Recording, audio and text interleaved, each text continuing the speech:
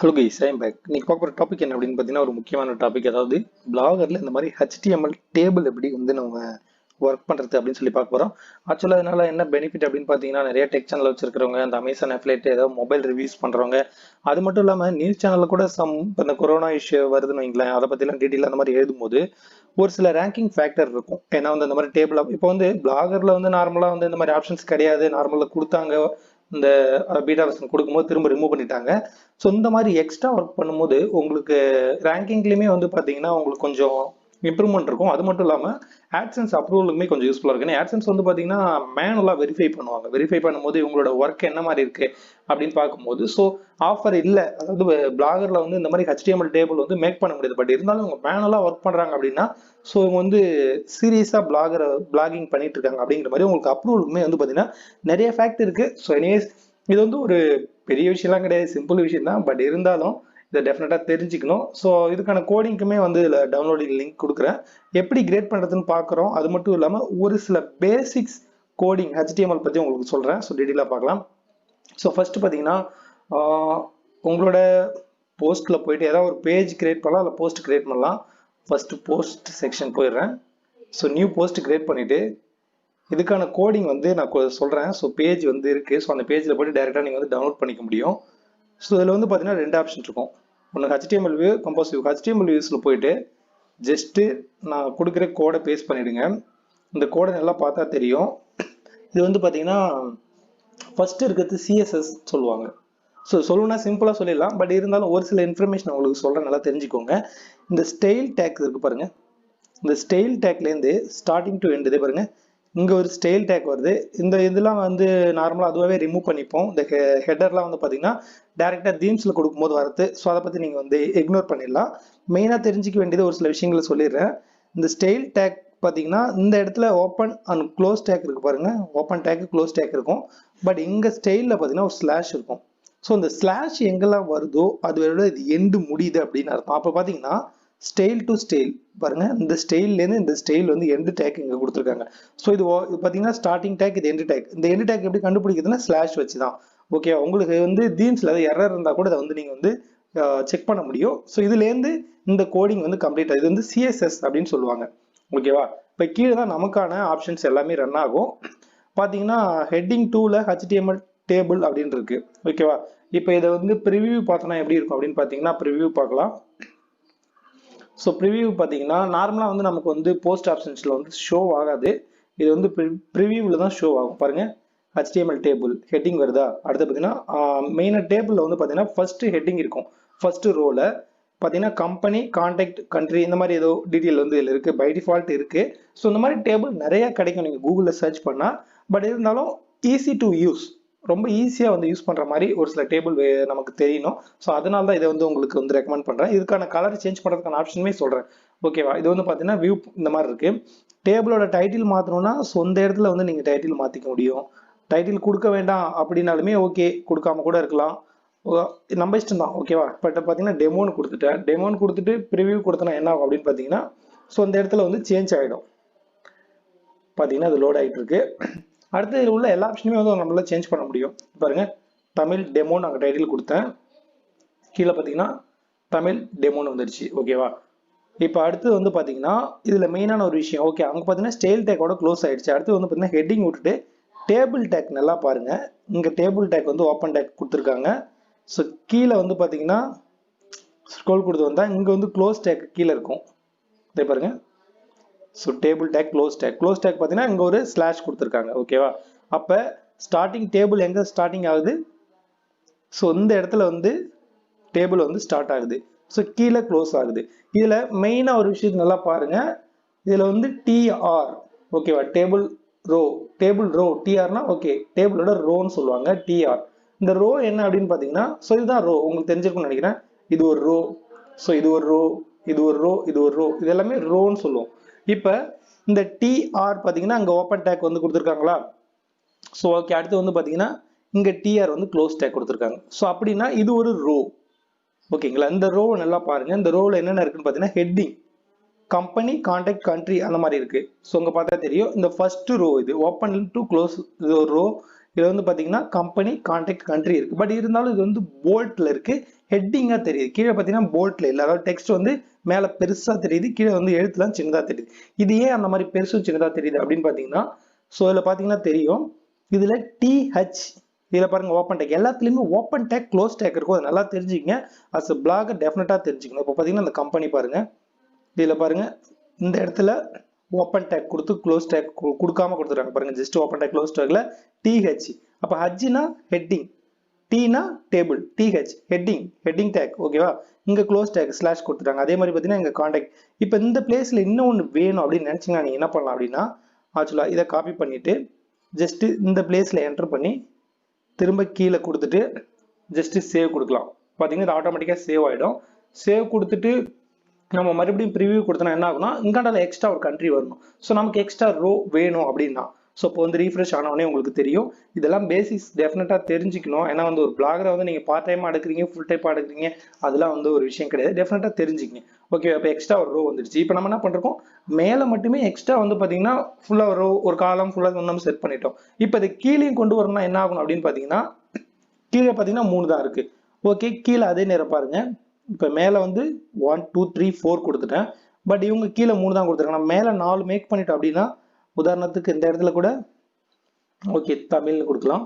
So Tamil கொடுத்துட்டு 4 row வந்துட்டோம் அப்படின்னா, கீழே பாருங்க மறுபடியும் அதே பாருங்க டேபிள் ரோ டிஆர் ஓப்பன் கொடுத்துட்டாங்களா. இந்த டேபிள் ரோ வந்து முடிஞ்சிருச்சு. ஓகே, டிஹெச் வந்து என்னாச்சுன்னா டேபிளோட ஹெட்டிங். அடுத்து இதோட ஸ்லாஷ் கொடுத்துட்டாங்க, க்ளோஸ் கொடுத்துட்டாங்க. ஓகேவா? இப்போ கீழே புரியுற மாதிரி சொல்லணும்னா கீழே பாருங்க, கீழே மறுபடியும் டிஆர் ரோ ஸ்டார்ட் ஆகுது, மறுபடியும் ரோ வந்து இந்த இடத்த க்ளோஸ் ஆகுது. ஸோ இந்த இடத்த ஸ்டார்ட் ஆகி இந்த இடத்த க்ளோஸ் ஆகுது. அப்போ பார்த்தீங்கன்னா இது ஒரு ரோ. இது என்ன ரோ அப்படின்னு பார்த்தீங்கன்னா, இதே பாருங்க இந்த ரோ நல்லா பாருங்க, நல்லா பாருங்க இந்த ரோ, இது செகண்ட் ரோ, இந்த எல்லோ கலர்ல இருக்கே அது. இது வந்து third row, fourth row, fifth, sixth, seventh. So நீங்க வேணும்னா ரோ எவ்வளவு வேணாலும் இந்த பக்கமும் ஆட் பண்ண முடியும், இந்த சைடு ஆட் பண்ண முடியும். இப்போ இதை நம்ம நல்லா புரிஞ்சுக்கணும் அப்படின்னு பார்த்தீங்கன்னா, கொஞ்சம் அதெல்லாம் டீப்பாக வாட்ச் பண்ணுங்க. இப்போ மேலே வந்து தமிழ் ஒன்று எக்ஸ்ட்ரா கொடுத்துருக்கோம். கீழே நம்ம என்ன பண்ணுறோம், இதில் வந்து 3 செக்ஷன்ஸ் தான் இருக்குது. அப்போ இதை காப்பி பண்ணிவிட்டு மறுபடியும் எக்ஸ்ட்ரா கொடுக்குறோம்.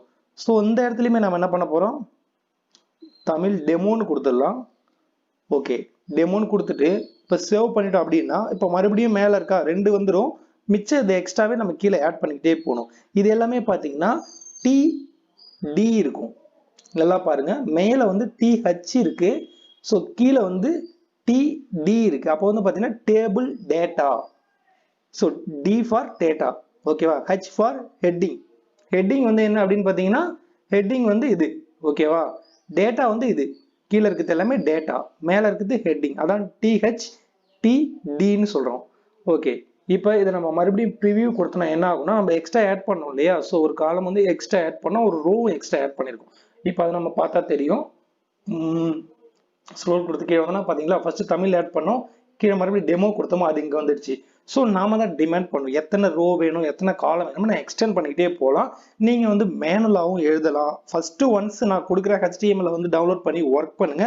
ஃபர்ஸ்ட் இதை வந்து ஒரு பிளேஸில் ஒர்க் பண்ணி எடுத்துட்டு அதுக்கப்புறம் போஸ்ட் எங்கே எழுதிருக்குமோ அந்த போஸ்ட்ல பர்டிகுலர் பிளேஸ்ல சென்டரில் வரணுமா கீழே வரணுமா அதை வந்து நீங்கள் வந்து ஆட் பண்ணிக்கலாம்.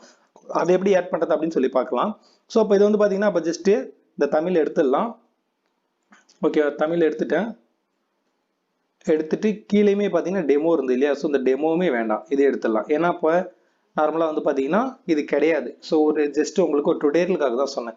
அடுத்தது கீழே இருக்கிறது எல்லாமே டேட்டா தான். இதே பாருங்க, டிஆர் ஸ்டார்ட் ஆகுது ரோ, அடுத்து பார்த்தீங்கன்னா டிஆர் வந்து எண்டு.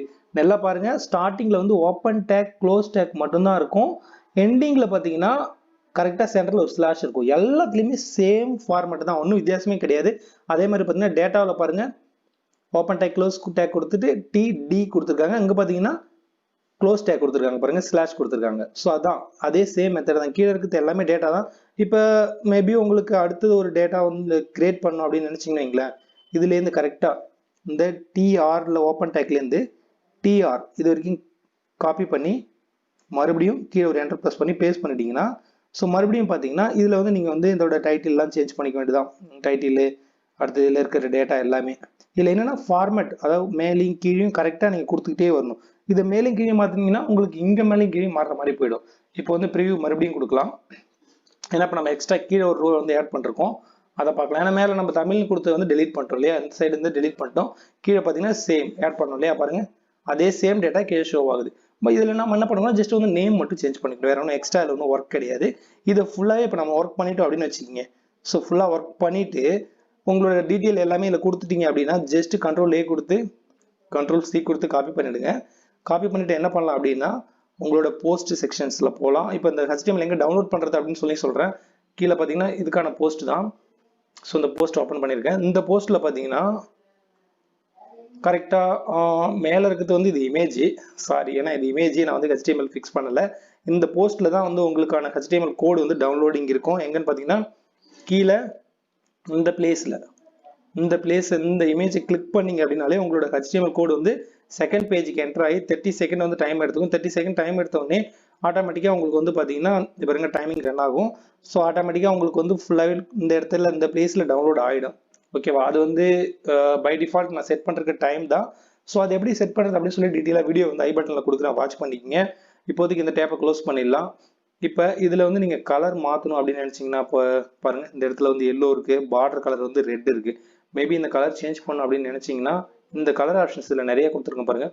இந்த கோடிங் தான், அந்த கோடிங் எல்லாம் எதில் போய் சேஞ்ச் பண்ணணும் அப்படின்னு பார்த்தீங்கன்னா பாருங்கள், இதில் எல்லாத்துக்கான ஆப்ஷன்ஸுமே இருக்கும். கோடிங் ஃபுல்லாக இந்த எல்லோவில் ஆரம்பித்து க்ரீனில் முடியுது, அடுத்து வந்து ப்ளூவில் ஆரம்பிச்சு ரெட், எல்லாமே ஒரு சில கோடு கூட கீழே வந்து பார்த்தீங்கன்னா கீழே கூட பை டிஃபால்ட் ஒன்று கொடுத்துருக்குறேன். இந்த ஹேஷ்டேக் வரைக்கும் காப்பி பண்ணிங்கன்னா சேஞ்ச் ஆகும். உதாரணத்துக்கு இப்போ இதை காப்பி பண்ணுற பாருங்க, காப்பி பண்ணிவிட்டு டெமோ இருக்கு இல்லையா, இதுக்கு போகலாம்.